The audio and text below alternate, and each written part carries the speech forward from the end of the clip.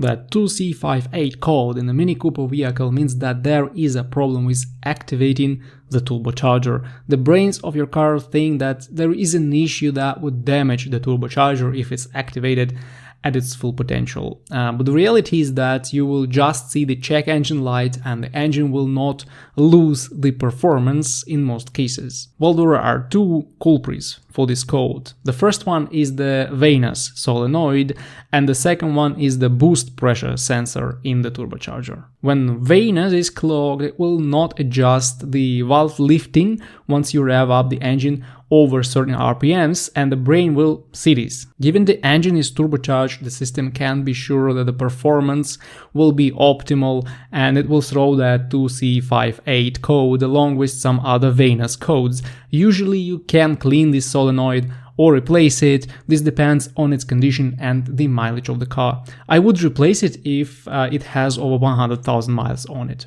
If you see only the code 2C58, it most likely means that the boost pressure sensor is faulty on the turbocharger, or in very rare cases it may also mean that the turbocharger requires replacement due to extensive wear.